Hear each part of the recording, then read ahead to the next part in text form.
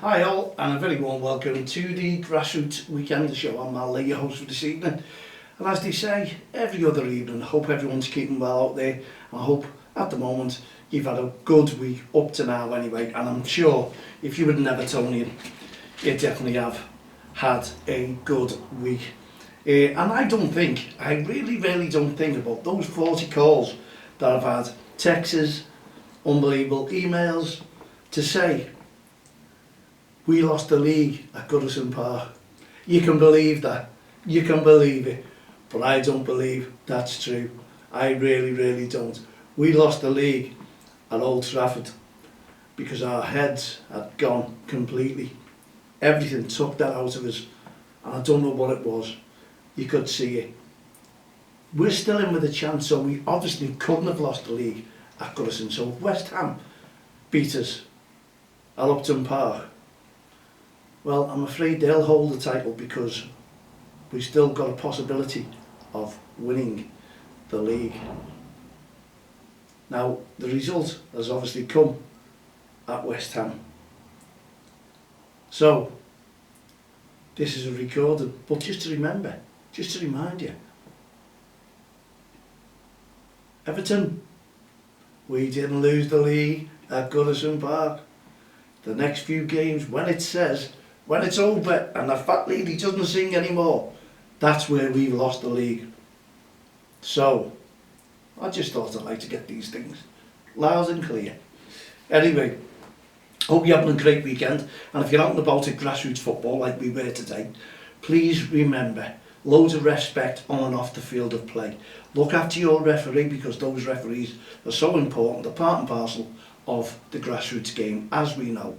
We need to make sure that when your line goes out to watch the kids playing football, you've told them, as a coach, as a manager, you've had a little word to them and you've said, ladies and gentlemen, look in front of you, these are the kids playing football, your kids. What we want you to do today is give them loads of encouragement and make sure no one is out of order, because we do not want any irate parents and we do not want any sideline referees watching our game. If you're irate or you want to become a referee, there's two things you can do. Irate, stay away from the game. Get someone else to bring your child. If you want to be a sideline referee, go to your local county FA. Tell them that you want to become that person in the middle. You want to be that referee because you've been given all the decisions on the sidelines and you think you're very good at your job. I'm sure the county FAs will welcome you with open arms and say, come and take a course with us. It'd be fantastic to have you out there and about. So if you want to be a sideline referee, go to your county FA first and see what it's all about. Because if you all know the laws of the games, well, we don't need any courses for you to go on, do we? So what we're trying to say, coaches, managers, please have a little chat to your parents and spectators and just say to them, this is about the kids playing football. And see the referee, loads of respect, loads of REFspect on and off the field of play. Because without that referee, we won't have a game. That's all you have to say to your parents. And if you can also add that any irate parents whatsoever will be told to leave the club. You don't have to take your child out. If you want to take your child out and find somewhere else, albeit, that's what it is. Please, please, respect your referee and encourage the kids when they play football, because everyone on that field of play want to try and develop their skills. They want to make themselves better people, better footballers, and better attitudes. And attitudes are so important within the game, even off the game, because you are the role models, you parents, you mums and dads, aunties, uncles, brothers, sisters. You are the role models that those children playing that football game are looking up to you. So if you're shouting and screaming towards that referee, what do you think that child is going to do on the field of play? And his mates, they're going to copy them, or her mates, they're going to copy. So please, please, let's all respect each other. Let's respect the kids on the football pitch, and also let's respect the referee who's out in the middle doing not just one game, but 3 or 4 games, sometimes 5, I've heard with referees. So when we go home, it could be raining, it could be really, really bitter out there, cold, snow, and the games are still going on. That referee stays on that pitch until the next game comes on. So the kids can all go and get dry, go and get a nice hot drink, and while that referee is out there just trying to make sure that the games go on and they continue to flow the way that we all require, with no hassle and great football. And the kids will learn from that. You can shout encouragement, you can clap your hands. I love to see that, love to hear that, and the kids themselves love it themselves. So not just your own team, encourage both teams. The kids, honestly, they're just developing the skills, and it'll make them feel better as well. Because as kids ourselves, there was nothing better than encouragement, was there? And when you're getting told off or you've done something wrong and you didn't like it, they're horrible memories. You don't want them memories. You want the memories of enjoying yourself and having friends and being part of a team, a football team. You don't want your children to be having a go at yourself because you're ruining their game. They become withdrawn. They do. Some of them won't like to tell you that you're out of order and you're shouting and screaming towards a referee, towards each other. It'll scare them and they just think it's the norm. Could it be the norm? We don't want that. And there's safeguarding methods in place and DBS, and they're going to be really, really strict on them come next season. Yes, I said it last season. Now they've got everything in order. And if you go into a meeting, your AGM with your league, I'm sure you'll find that there's someone representing the county FA to have a little chat here to let you know what's going on within the leagues. And then we've got all these ID cards that I do for the county FA. So if you want your ID cards, you want to wear them, give us a shout. Give us a shout and we'll get them sorted. It's a little idea that we come up with many, many weeks ago, months ago, years ago. And people are taking it on and getting the credit where we deserve. But hey ho, it's part and part of the game. And you can identify coaches on and off the field of play. It's working. Parents are understanding it. Parents who are, or even spectators, standing behind a barrier, knowing that they're not allowed onto pitches. It's a good thing. All leagues will take this up, and I'm sure each and every one of you will enjoy watching the football that little extra special. So coaches are going to be questioned on the sideline. So if you haven't got your DBS or safeguarding, no, that's a no-go. You're not going to be welcome on the field of play. And we'll have, and every manager, club, team should all know where you get your DBS, where you get your safeguarding, where you get your level 1, your first aid badge.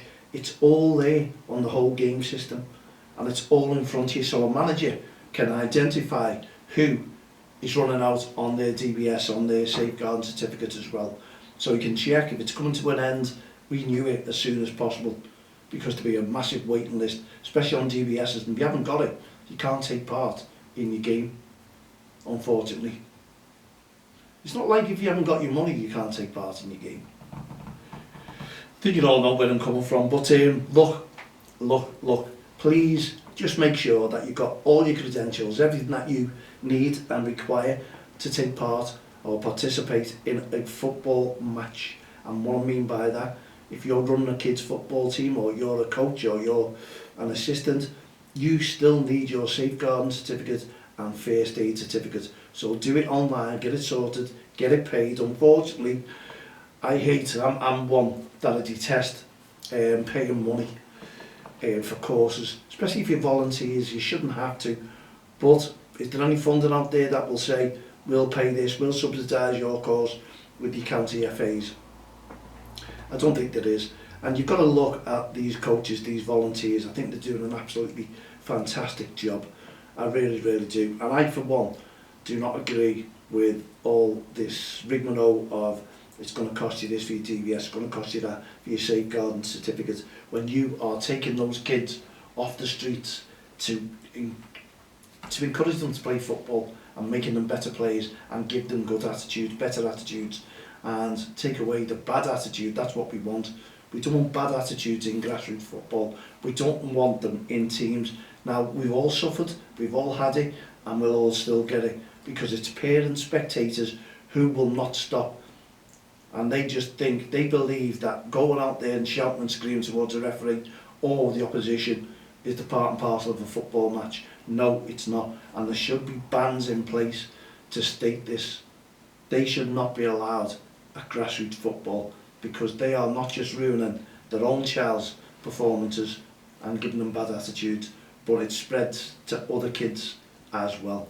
Everyone hears it, everyone sees it, and these kids don't want to see that.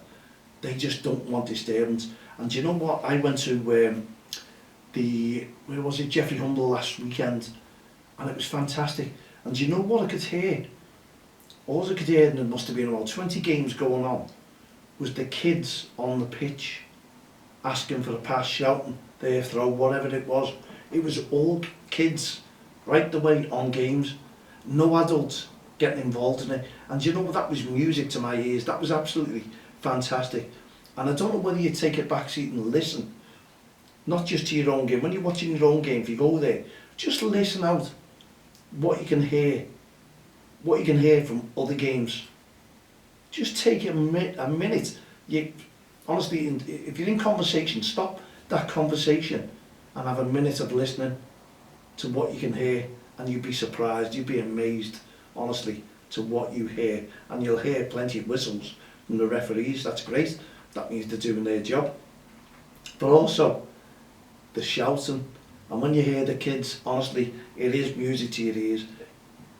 It's all about football in that, and you can tell that the kids are enjoying themselves. But when you take that minute out and you're over here, parents from other games shouting and screaming, it takes that away. But you've got to just do that little experiment. Just try it out, and I'd love to hear what you say to me, or what you've seen, and feed it back to me at mal@don'txtheline.com. I really, really would. Honestly, it's something special, because there is many games, not just your own game. Just listen out to everything that goes on. If you can, take a minute out, by the way, or just tell your neighbour next door, one of the other parents, that you're just listening. Just a minute, take the moment out to listen all around you. And if it's your own team shouting and screaming, well, I'm afraid then you'd report that to your manager and say, it's a little bit too much, this, it really is. So let's all encourage each other. Let's play the game. Now, when I'm shouting, obviously you'll hear me shouting sometimes. It's like our kids, they go on deaf ears. I've always told referees to go on deaf ears, because it can lead to frustration, not just to that referee thinking that he's got to answer the parent back, but also the parents. The louder they go, the better it is for you, because there's witnesses there. So if you just go on deaf ears, if they're shouting and screaming to you, as a referee, it works a treat, I assure you. But the kids go on deaf ears when I'm shouting, whether I'm doing wrong instructions, I'm not too sure. But you've really got to get their attention, whether it's concentration and they're looking elsewhere, or they've got something else in their head. I just don't know. But my kids seem to do that all the time. And you need to shout them to keep them going, because some of them are stood while their players over there got the ball. So you have to get them, wake them up, motivate them, and get them involved in the game. Remember that. It is a game. We all know it. But it's fun. And I always get them and I'll say, are you listening to me when I'm shouting it? And you see the smiles. And I think some of them are just being crafty, and they don't want to listen to me because they want to go or do what they do on a football pitch. Some of them are like that. We all know, if you're a coach or manager, you know what I'm talking about. But hey ho, it's fun. It really is fun. And as far as I'm concerned, I enjoy the fun in kids football, like we all should do. You've got to look forward to it. You've got to see that. You know, and when they become Premier League players, you can take all the banter out of all your friends and what have you, and you can start performing on that football pitch and giving the Evertonians something to talk about and laugh about and joke about and be serious about. They're safe, they think they're safe. But just imagine if Brentford do the business. Just imagine if Nottingham Forest beat Manchester City. Just imagine if Luton started going on a run. Where would it put you? What would you do? It'd be frightening. It really would. Now, you've got to look at this, Evertonians, and say to yourself, thanks very much, Liverpool. You've done us really big favours there. You beat the Burnley, the Nottingham Forest, the Sheffield United. You've done us a massive favour right the way through, and you let us beat us as well, beat you as well. So we stood back and kept you up for survival. We kept you up. What more could you say? You can't even thank us. All you're saying is we lost the league at Goodison Park. That's Evertonians for you. That's the banter that we're getting on Merseyside.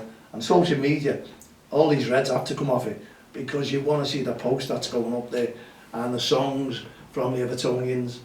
Listen to them. Yeah, it's one of those things. It's another season. It'll be out of our minds soon. And if you know your history, you stopped us winning the league. Wow. Well, there you go anyway. I think you all know. And I suppose I'll have to blow this ball up now, won't I?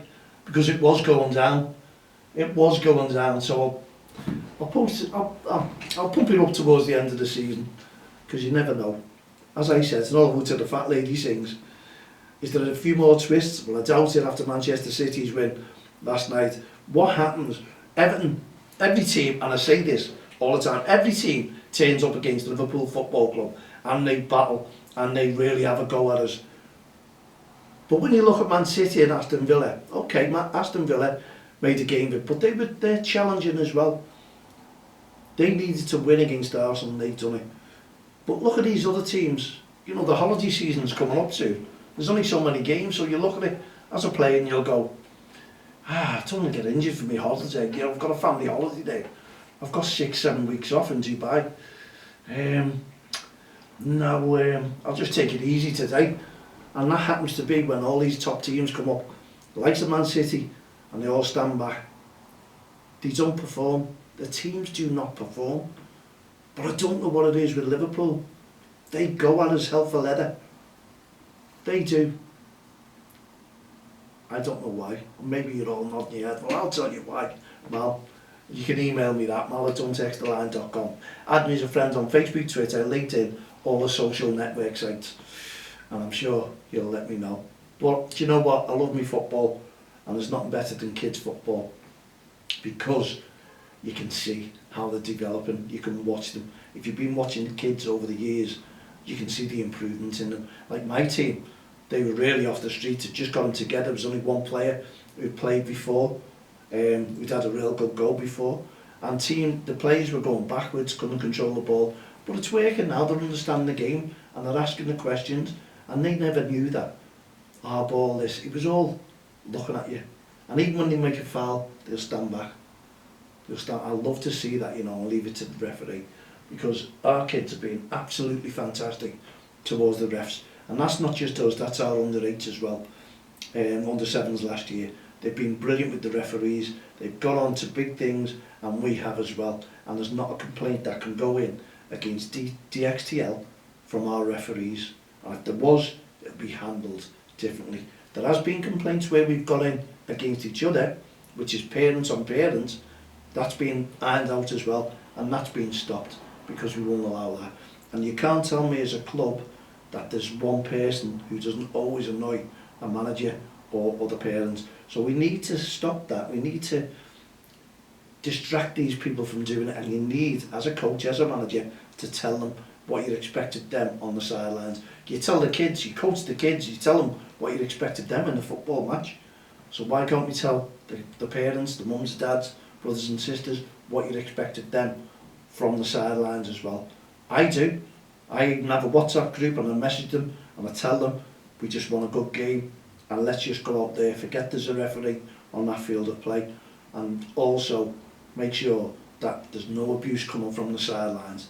It works a treat, it really, really does, and I remind them of that every time the day before we have a game, and the parents will tell you that as well. And I just think it improves the kids and it makes better attitudes as well, because if the kids have got a bad attitude, I'll go straight to the parent after the game and say, look, this needs to stop. Can you start having a talk? Because we'll start doing it as well, telling them on the field of play. So we're all waiting together, singing off the same song, Keith. It'll make those kids better players, I assure you. Good attitudes, good team spirit, what more could you ask for? And parents not shouting at the referees, that makes a massive difference as well. I'm Mal Lee, hope you've enjoyed the show. We'll be back again tomorrow evening at 7 p.m. In the meantime, put your feet up, relax, and enjoy the rest of the evening, and we'll see you tomorrow. Good night, God bless.